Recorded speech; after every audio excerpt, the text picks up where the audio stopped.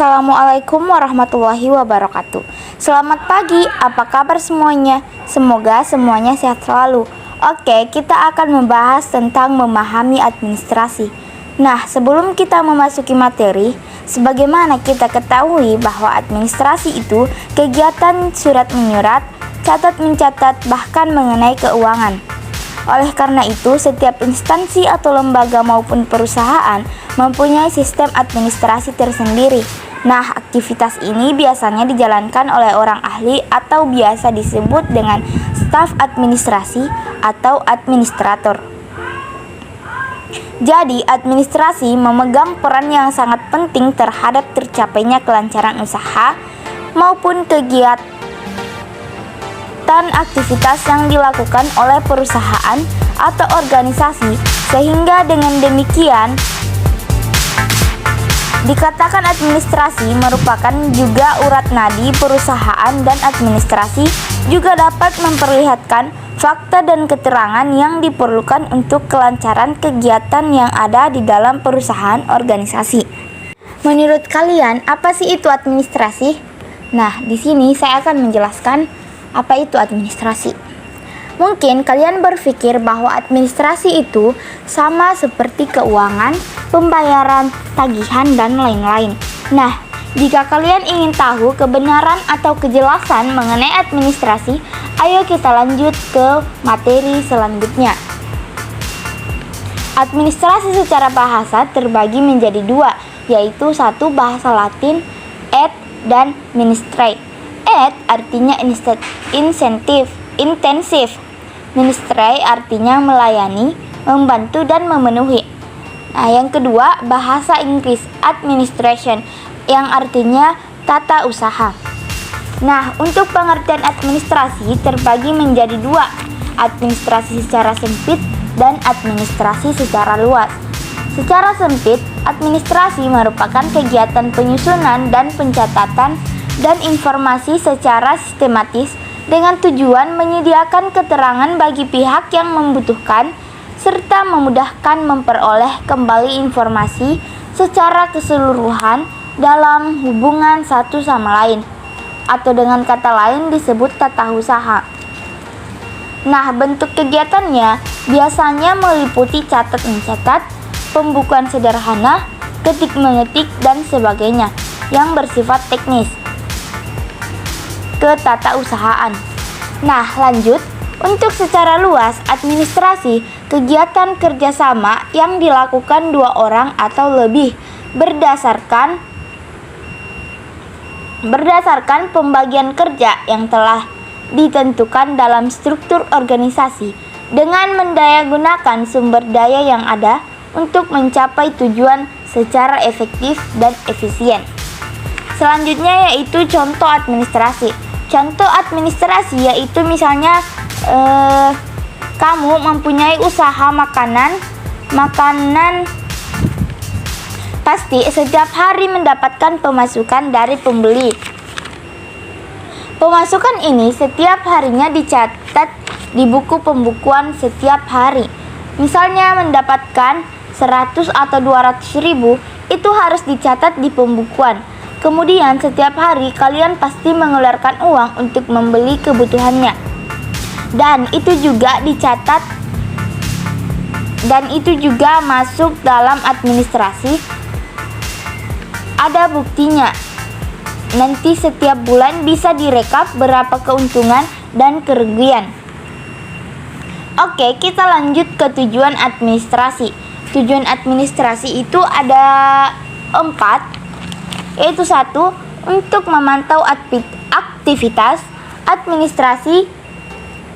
Jadi, di dalam kegiatan administrasi banyak sekali. Jadi sebisa mungkin kita membuat pembukuan atau pencatatan secara sistematis. Dengan begitu, pimpinan kita lebih bisa memantau bagaimana apa dan kapan ataupun mengapa kegiatan itu dilakukan. Oke, kita lanjut yang kedua, yaitu untuk mengawasi kegiatan perusahaan. Nah, jadi dengan adanya administrasi perusahaan, sudah mempunyai sistem administrasi yang baik. Jadi, perusahaan akan lebih mudah dalam melakukan evaluasi terhadap setiap kegiatan, baik di dalam organisasi maupun di luar organisasi. Nah, lanjut yang ketiga. Yang ketiga yaitu menyusun program usaha. Jadi, setiap perusahaan atau organisasi membutuhkan sebuah acuan untuk menyusun program kerja unggul, dan itu juga bisa diperoleh dari administrasi. Nah, administrasi ini akan dibuat sedemikian sistematis dan teratur agar mudah dalam mencari data yang diperlukan suatu saat nanti. Oke guys, jadi kita lanjut yang keempat. Ini yang terakhir ya. Nah, yang keempat itu untuk memastikan keamanan kegiatan usaha. Belum tentu kegiatan usaha kelompok atau perorangan itu terjamin keamanannya. Karena itu, mereka membutuhkan administrasi untuk memantau setiap keluar masuknya pihak yang bersangkutan sampai masalah biaya. Maka dari itu, administrasi dibutuhkan.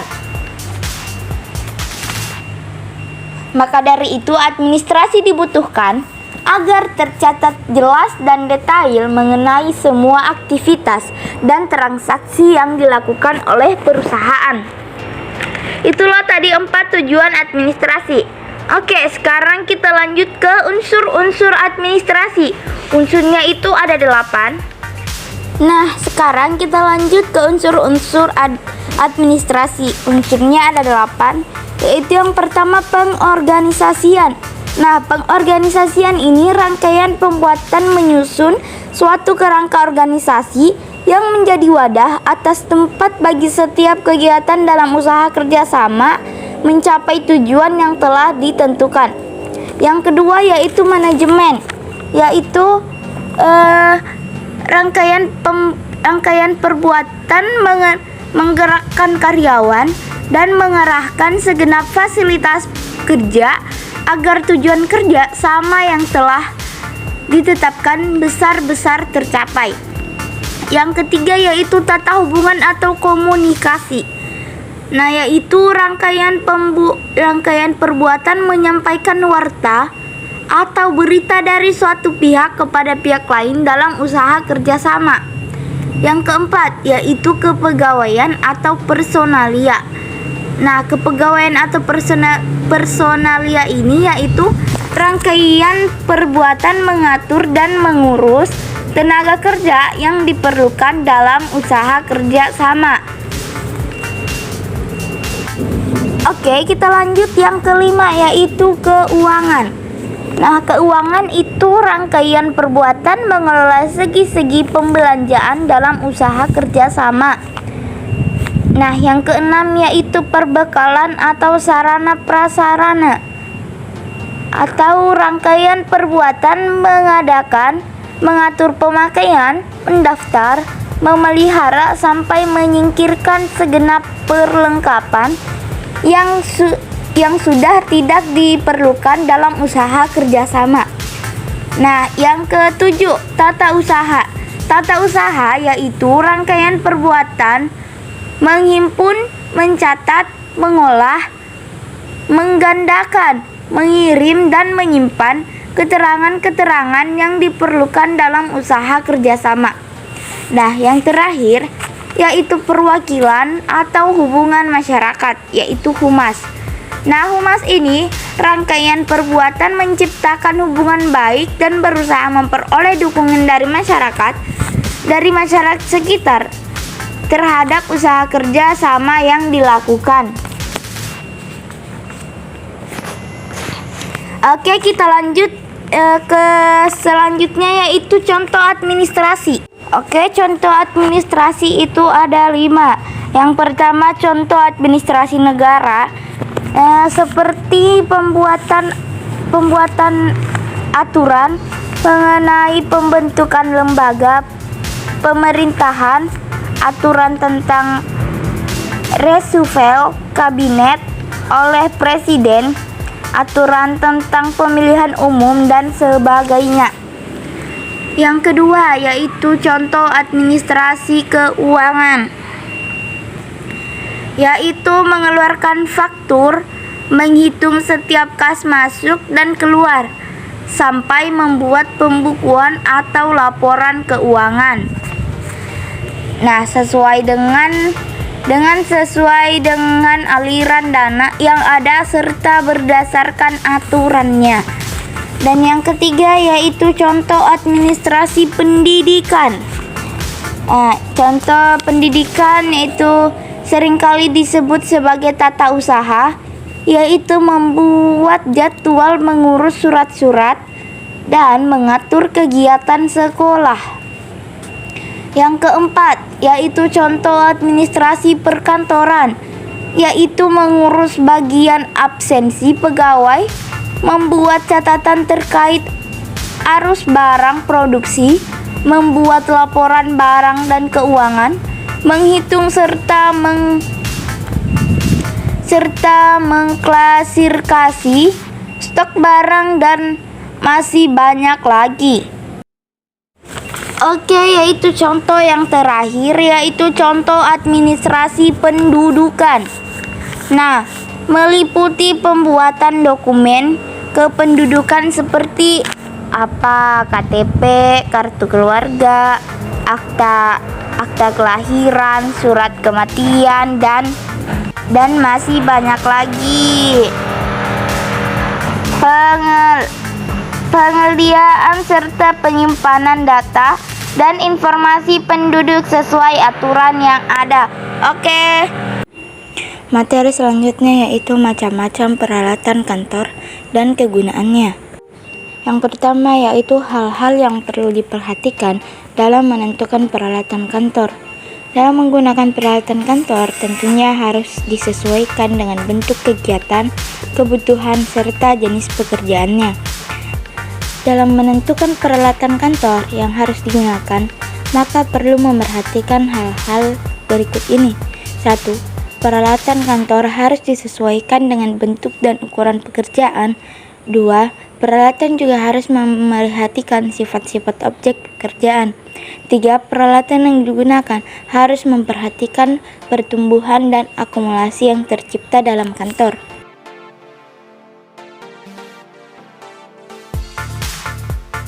Kita akan mempelajari macam-macam peralatan kantor. Pengelolaan peralatan kantor dalam rangka kegiatan administrasi kantor dibutuhkan persiapan berupa peralatan pendukung. Peralatan pendukung ini terdiri dari berbagai macam alat dengan fungsi yang berbeda-beda. Oke, langsung saja kita pelajari mengenai macam-macamnya. Yang pertama yaitu komputer. Komputer adalah alat elektronik yang terdiri dari rangkaian berbagai komponen yang saling terhubung sehingga membentuk suatu sistem kerja. Komputer dijadikan alat bantu dalam perusahaan untuk dapat mengerjakan sesuatu, antara lain 1. Melakukan input data. 2. Memproses input sesuai dengan apa yang dikehendaki oleh user atau pengguna. Yang ketiga, melakukan penyimpanan perintah-perintah dari hasil pengolahan. 4. Dapat menyediakan output dalam bentuk informasi penting dalam komputer. Selanjutnya, printer. Printer adalah suatu alat yang berfungsi untuk menampilkan data dalam bentuk cetakan, baik berupa teks maupun gambar atau grafik di atas kertas. Yang kedua yaitu paper shredder. Alat yang digunakan untuk menghancurkan kertas yang sudah tidak terpakai kembali dan bisa menghancurkan kertas dalam jumlah banyak. Selanjutnya yaitu mesin fotokopi. Mesin fotokopi digunakan untuk menduplikasi file yang terdapat pada hard copy atau kertas. Pengadaan alat ini penting untuk menunjang kecepatan kerja. Yang kedua yaitu mesin penghitung uang. Alat yang berfungsi untuk menghitung beberapa banyak jumlah uang, logam maupun kertas yang ingin dihitung. Mesin ini mempermudah Mesin ini sangat mempermudah untuk menghitung jumlah uang banyak. Yang ketiga yaitu mesin absensi. Mesin absensi adalah mesin yang digunakan untuk pencatatan kehadiran karyawan dan mengalkulasikan pelaporannya secara otomatis. Yang keempat yaitu telepon. Telepon adalah alat komunikasi jarak jauh yang bisa digunakan di dalam kantor maupun rumah dengan menggunakan kabel telepon. Selanjutnya itu lemari arsip. Setelah tempat yang digunakan untuk menyimpan segala jenis dokumen dan arsip-arsip penting, biasanya terdapat kunci untuk menyimpan arsip-arsip penting dan rahasia. Selanjutnya, filing cabinet. Filing cabinet adalah alat kantor yang digunakan untuk melakukan penyimpanan arsip data. Alat ini merupakan lemari dengan laci-laci kotak besar yang tersusun vertikal yang dapat digunakan untuk pengelompokan barang dan dokumen. Selanjutnya, alat tulis. Alat tulis merupakan suatu alat yang berfungsi untuk menuliskan dalam suatu kegiatan, seperti menulis, menggambar, dan sebagainya. Contohnya seperti pensil, spidol, pulpen tip X, penghapus, stabilo, peruncing, dan pensil warna. Selanjutnya, buku kas. Buku kas merupakan jenis buku yang berfungsi untuk mencatat semua bentuk penerimaan maupun pengeluaran kas kecil, baik dalam bentuk tunai maupun non-tunai. Selanjutnya itu perforator. Perforator adalah alat yang digunakan untuk membuat lubang di tepi kertas.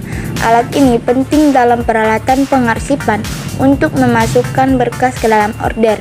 Lubang yang dibuat perforator biasanya memiliki diameter 5 mm. Perforator memiliki beberapa jenis berdasarkan lubang yang dimilikinya, dimulai dari 1 lubang, 2 lubang, sampai dengan 5 lubang. Selanjutnya itu stapler, alat yang digunakan untuk menyatukan satu dokumen dengan dokumen lain. Cara menggunakannya, tekan kedua sisi stapler hingga besi mengikat dokumen kertas yang kita ingin rekatkan.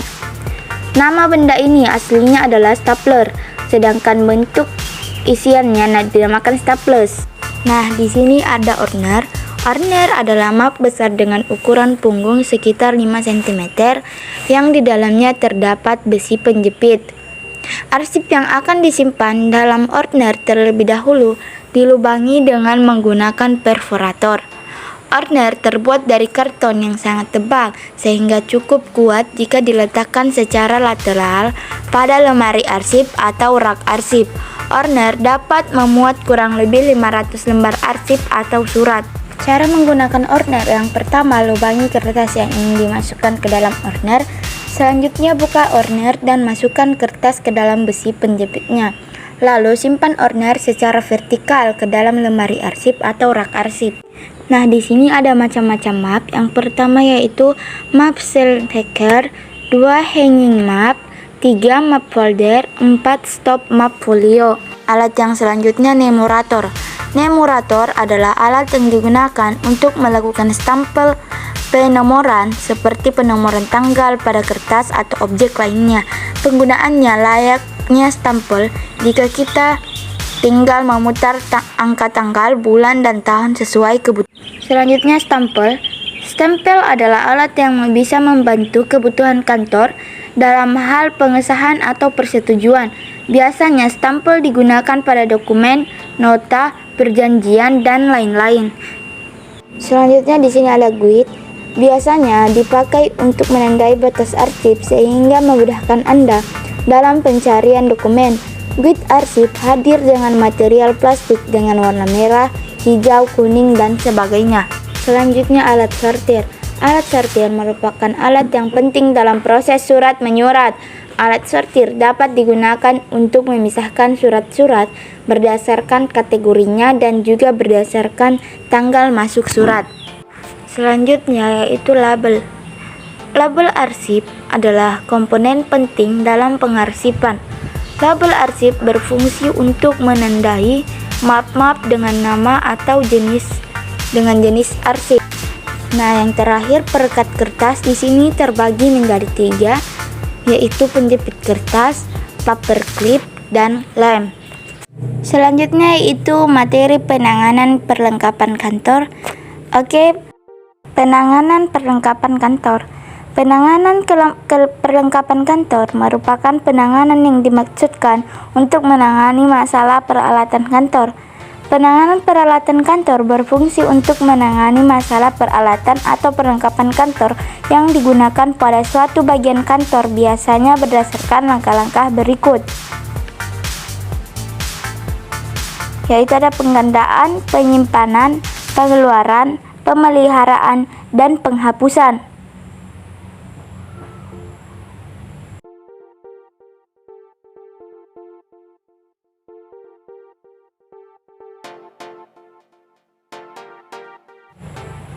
Penggandaan yaitu usaha yang bertujuan untuk memperoleh peralatan atau perlengkapan kantor sesuai rencana kebutuhan yang telah ditentukan melalui pembelian, pembuatan sendiri, penyewa, dan lain-lain.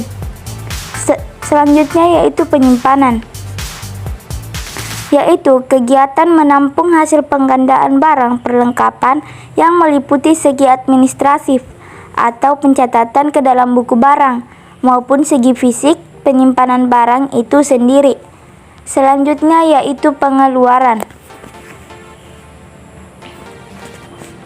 Pengeluaran yaitu penyaluran barang dari unit pergudangan kepada unit berdasarkan nota permintaan dan harus dicatat pada buku pengeluaran barang. Selanjutnya yaitu pemeliharaan.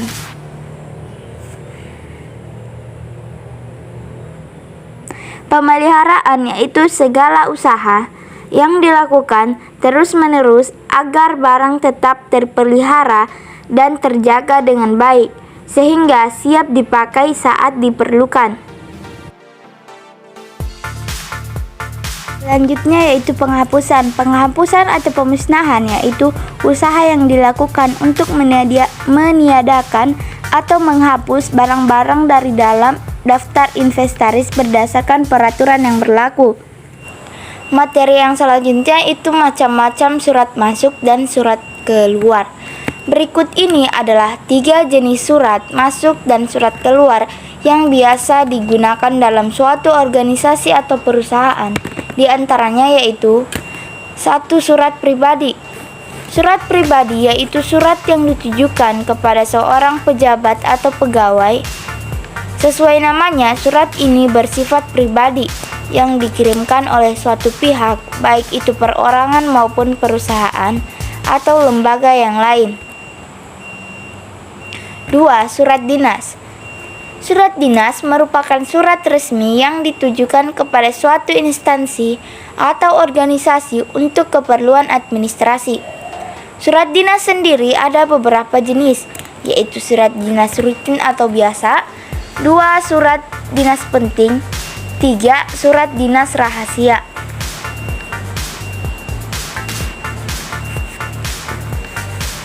Nah, jenis surat yang ketiga yaitu surat niaga.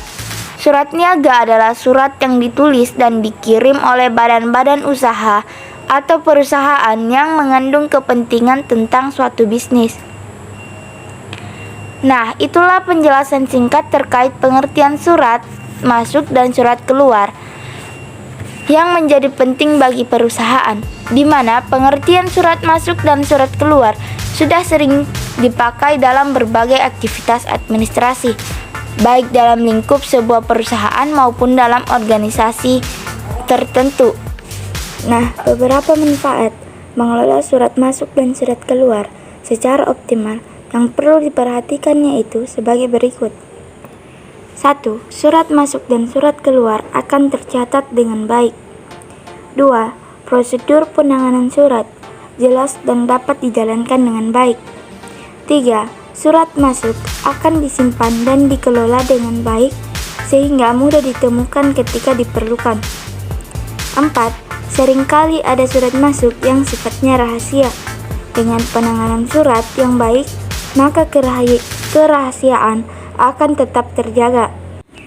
Materi selanjutnya yaitu tujuan dan fungsi surat masuk dan surat keluar. Setelah mengetahui tentang pengertian surat masuk dan surat keluar, pada bagian ini kita akan mulai memahami tentang tujuan dan fungsi surat masuk dan surat keluar dengan memahami tujuan dan fungsinya.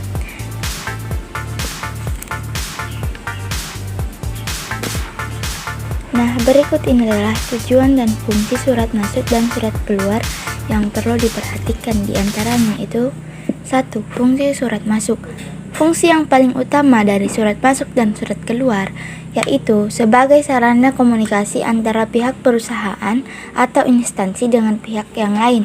Beberapa fungsi dan tujuan surat masuk yang lain yaitu sebagai berikut. 1. Sebagai alat komunikasi. 2. Sebagai wakil dari penulis. 3. Sebagai alat bukti historis. 4. Sebagai pedoman pelaksanaan kerja. 5. Sebagai alat pengingat. 6. Sebagai alat bukti tertulis. Yang kedua yaitu fungsi surat keluar.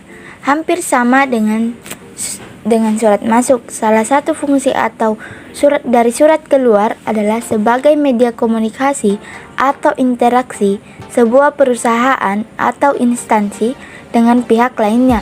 Berikut ini adalah beberapa fungsi dan tujuan secara umum dari surat keluar. Di antaranya yaitu 1. Sebagai alat tata usaha. 2. Sebagai wakil penulis. 3. Sebagai media komunikasi tertulis. 4. Sebagai alat bukti tertulis. 5. Sebagai alat ukur kemajuan suatu perusahaan atau instansi. Selanjutnya yaitu pengertian penataan surat dan dokumen. Apa itu penataan surat dan dokumen?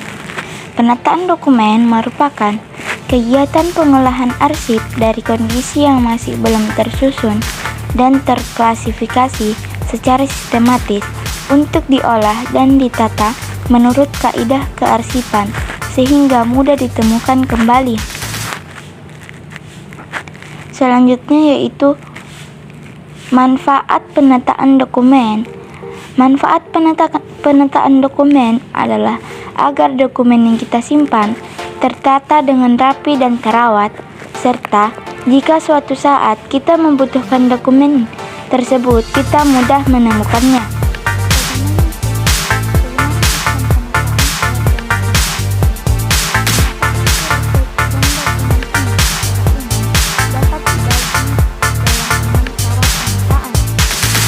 Berupa 1. Sistem abjad. 2. Sistem nomor. 3. Sistem pokok permasalahan atau subjek. 4. Sistem wilayah. 5. Sistem tanggal atau kronologis. Serta 6. Sistem campuran. Penataan dokumen dengan sistem nomor berarti dokumen atau surat yang diarsipkan disusun berdasarkan nomor pada surat. Selanjutnya yaitu sistem abjad. Pada sistem ini merupakan salah satu sistem penataan berkas yang menggunakan metode penyusunan berdasarkan abjad secara berurutan dari A sampai dengan Z dengan berpedoman pada peraturan mengindeks. Selanjutnya sistem subjek. Sistem penyimpanan ini digunakan untuk menyimpan arsip yang dikelompokkan berdasarkan jenis masalah yang sering terjadi.